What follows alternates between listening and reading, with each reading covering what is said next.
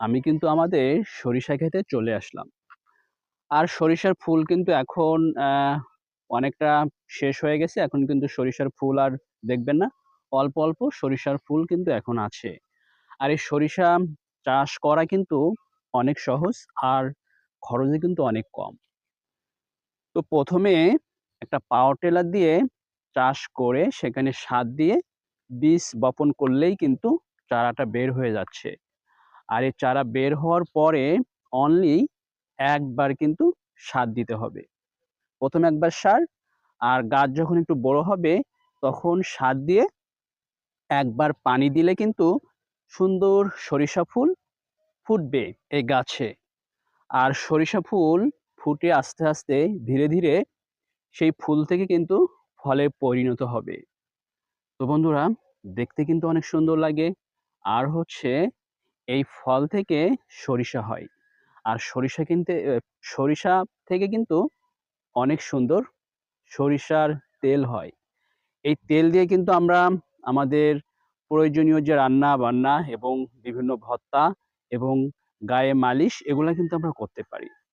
তো সরিষা থেকে অনেক উপকার পাওয়া যায়। সরিষা এবং সরিষার তেল আর খৈল পাওয়া যায়। সেটা কিন্তু গরুকে দেওয়া যায়, খাওয়ানো যায়। তো বন্ধুরা, এক কথায় বলা যায় অনেক অল্প খরচে সরিষা চাষ করা যায়। সেখান থেকে অনেক সুন্দর ফুলও হয়, আবার সরিষা ফলও হয়, তেলও হয়, খৈলও হয়। তো বন্ধুরা, এমন সুন্দর জায়গায় ঘুরতেও ভালো লাগে, ভিডিও করতেও ভালো লাগে। আর এই ফুলের কিন্তু একটা অসাধারণ ঘ্রাণ পাওয়া যায়। তো বন্ধুরা, আমি কিন্তু একবারে ক্ষেতের ভিতরেই চলে আসলাম। আর দেখেন পরিবেশটা কত সুন্দর। আর কত বড় আমাদের এই ক্ষেত। তো দেখতে কিন্তু অনেক সুন্দর লাগে। চোখ জুড়িয়ে যায় এমন জায়গায় আসলে। তো বন্ধুরা, আমি কিন্তু আরো ভিতরে চলে আসলাম। আর দেখেন ওইখানে এখনো কিন্তু ফুলরত অবস্থায় আছে। আর এখানে কিন্তু ফল হয়ে গেছে। তো বন্ধুরা, এমন সুন্দর জায়গায় ঘুরতে ভালো লাগে। আর এটা কিন্তু আমার নিজেদের বাগান। আর এই বাগানে কিন্তু খুব কম পরিশ্রমে এই ফলনটা পেয়েছি। আশা করি খুব তাড়াতাড়ি এই ফলনটা ওঠানো যাবে। আর এখান থেকে সরিষার তেলও তৈরি করা যাবে।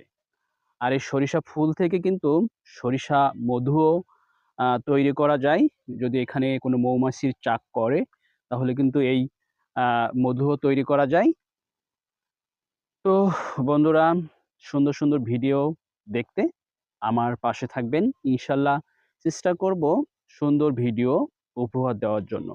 আর দেখেন আমার কত সুন্দর এই সরিষা ক্ষেত, কত সুন্দরভাবে ফুটে আছে ফুলগুলা। তো সবাই সুস্থ থাকবেন, সবাই ভালো থাকবেন এই কামনা করি। আল্লাহ হাফেজ সবাইকে।